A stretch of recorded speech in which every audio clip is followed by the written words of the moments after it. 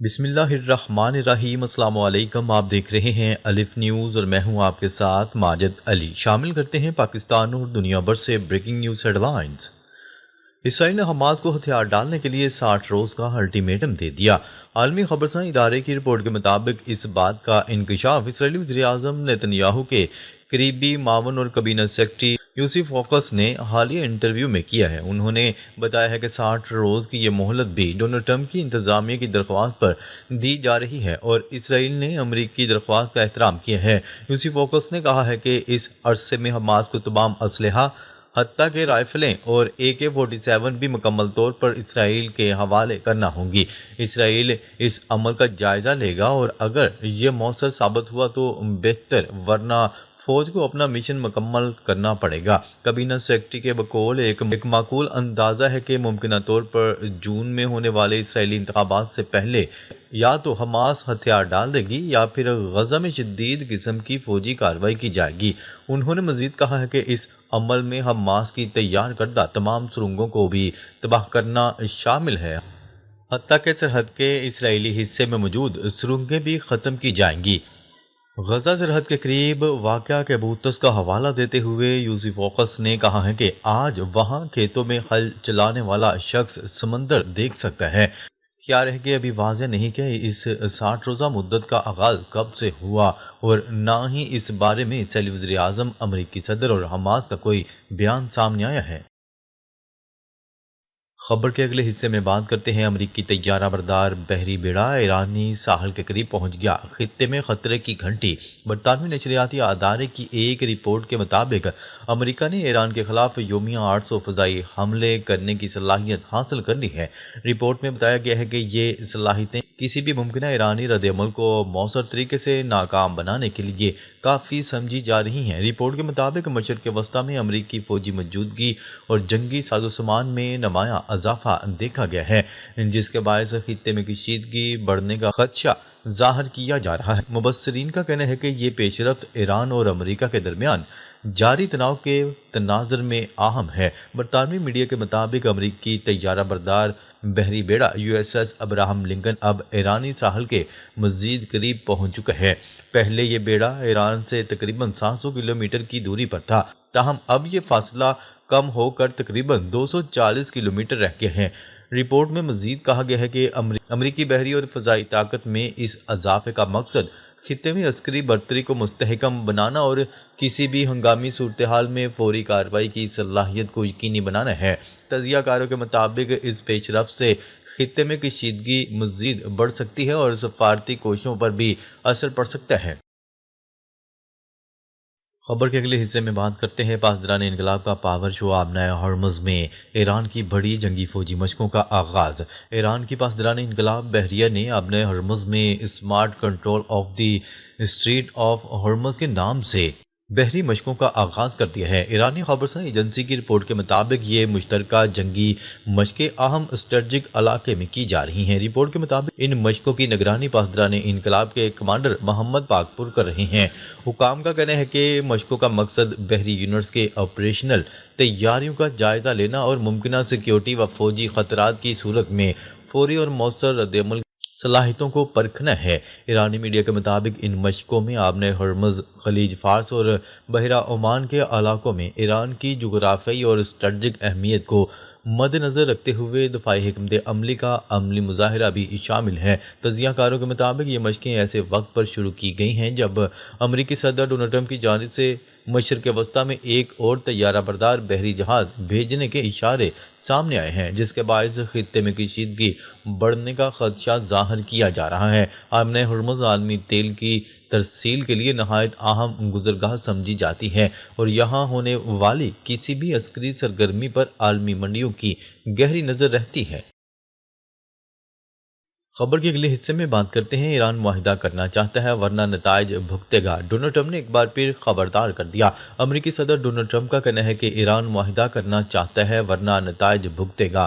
Media سے گفتگو کرتے ہوئے انہوں نے کہا ہے کہ میں ایران سے متعلق مذاکرات میں بلا واسطہ طور پر شامل ہوں گا۔ حالیہ بات چیت میں ایران خراب مذاکرات کار ثابت ہوا ہے۔ امید ہے آئندہ مذاکرات میں ایران زیادہ معقول رویہ اختیار کرے گا۔ میزائل پروگرام ہماری ریڈ لائن، کسی قسم کے مذاکرات نہیں ہو سکتے، ایران کا بھی دو ٹوک پیغام۔ دیکھتے ہیں کیوبا اور امریکہ کے درمیان بات چیت کا نتیجہ کیا نکلتا ہے۔ مارکو روبیو اس وقت کیوبا سے بات چیت کر رہے ہیں۔ امید ہے وینزویلا جیسی کارروائی کی ضرورت نہیں پڑے گی۔ دوسری جانب ایرانی وزیر خارجہ عباس اراغچی جنیوا روانہ ہو گئے۔ امریکہ کے ساتھ بلا واسطہ مذاکرات آج عمان کی ثالثی میں ہوں گے۔ خبر کے اگلے حصے میں بات کرتے ہیں دھمکیوں کے آگے سر نہیں جھکائیں گے، منصفانہ معاہدے کے لیے جنیوا آئے ہیں عباس اراغچی۔ ایرانی وزیر خارجہ عباس اراغچی نے کہا ہے کہ دھمکیوں کے آگے سر نہیں جھکائیں گے اور منصفانہ معاہدے کے لیے جنیوا آئے ہیں۔ غیر ملکی خبرساں ایجنسی کی رپورٹ کے مطابق عباس اراغچی امریکہ کے ساتھ جوہری مذاکرات کے دوسرے دور میں شرکت کے لیے جنیوا پہنچ گئے۔ ایرانی وزیر خارجہ عباس اراغچی نے اپنے ایک بیان میں کہا ہے کہ وہ منصفانہ اور متوازن معاہدے کے حصول کے لیے آئے ہیں۔ انہوں نے واضح کیا کہ دھمکیوں کے سامنے سر جھکانا ایران کے ایجنڈے میں شامل نہیں۔ عباس اراغچی نے کہا کہ ان کے دورہ جنیوا کا مقصد ایسے حقیقی اقدامات کو آگے بڑھانا ہے جو ایک منصفانہ اور متوازن معاہدے کی راہ ہموار کرے۔ انہوں نے اس عزم کا بھی اظہار کیا کہ ایران اپنے قومی مفادات کا تحفظ کرتے ہوئے مذاکرات کو آگے بڑھائے گا۔ خبر کے اگلے حصے میں بات کرتے ہیں غزہ پیس بورڈ اقوام متحدہ کے تعاون سے کام کرے گا ڈونلڈ ٹرمپ۔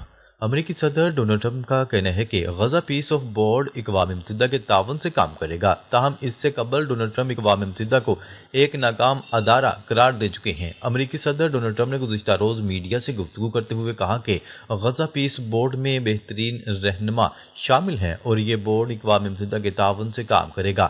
امریکی صدر نے دوسری مدت کے لیے عہدہ صدارت سنبھالنے کے بعد اقوام متحدہ کی جنرل اسمبلی سے اپنے پہلے خطاب ہی میں اس عالمی ادارے کو سخت تنقید کا نشانہ بنایا تھا اور کہا کہ یو این امن قائم کرنے میں ناکام رہا ہے۔ اس کا مقصد ہی کیا ہے؟ یہ صرف سخت جملوں والے خط لکھتے ہیں لیکن کھوکھلے الفاظ جنگیں ختم نہیں کرتے۔ ڈونلڈ ٹرمپ نے میڈیا سے گفتگو میں سعودی عرب، متحدہ عرب امارات تنازع کا بھی ذکر کیا اور کہا کہ وہ اس میں براہ راست ملوث نہیں ہے، تاہم ضرورت پڑی تو یہ تنازع حل کر سکتا ہوں۔ گزشتہ اتوار کو صدر ڈونلڈ ٹرمپ نے کہا تھا کہ بورڈ آف پیس کے ارکان نے جنگ سے تباہ حال غزہ کی تعمیر نو کے لیے $5 ارب دینے کا وعدہ کر لیا ہے اور وہ اس علاقے کے لیے بین الاقوامی استحکام اور پولیس فورس کے لیے ہزاروں اہلکار بھی دینے کا وعدہ کریں گے۔ امریکی صدر نے کہا کہ بورڈ آف پیس تاریخ میں سب سے زیادہ نتیجہ خیز بین الاقوامی ادارہ ثابت ہوگا اور اس کے چیئرمین کی حیثیت سے خدمات انجام دینا میرے لیے اعزاز کی بات ہے۔ خبر کے اگلے حصے میں بات کرتے ہیں یورپی ممالک کا امریکی دفاع سے بتدریج جان چھڑانے کا فیصلہ۔ یورپی یونین رہنماؤں نے فیصلہ کیا ہے کہ وہ اپنی دفاعی طاقت کو بڑھائیں گے اور امریکی دفاع پر انحصار بتدریج کم کریں گے۔ اس حوالے سے میونخ سیکیورٹی کانفرنس سے خطاب کرتے ہوئے یورپی کمیشن کے صدر نے کہا کہ یورپی رہنماؤں کو لگ رہا ہے کہ اب دنیا بدل رہی ہے اور کچھ فیصلے ایسے ہو چکے ہیں جنہیں واپس نہیں لیا جا سکتا۔ غیر ملکی خبرساں ادارے کی رپورٹ کے مطابق ڈونلڈ ٹرمپ کے دوبارہ امریکی صدر بننے کے بعد یورپ اور امریکہ کے تعلقات پہلے ہی تناؤ کا شکار تھے، لیکن گرین لینڈ کو امریکہ میں شامل کرنے کی بات نے یورپی ممالک کو مزید پریشان کر دیا۔ انہیں خدشہ ہے کہ کہیں امریکہ نیٹو کے تحت یورپ کے دفاع کی ذمہ داری سے پیچھے نہ ہٹ جائے۔ امریکی وزیر خارجہ مارکو روبیو نے اس کانفرنس سے خطاب میں کہا کہ امریکہ یورپ کے ساتھ مل کر کام کرنا چاہتا ہے۔ ان کا لہجہ پہلے کے مقابلے میں نرم تھا مگر انہوں نے نیٹو، روس یا یوکرین کی جنگ کا خاص ذکر نہیں کیا۔ رپورٹ کے مطابق یورپی ممالک روس کو بڑھتا ہوا خطرہ سمجھتے ہیں، خاص طور پر اس لیے کہ روس یوکرین جنگ کو شروع ہوئے تقریباً 5 سال ہونے والے ہیں۔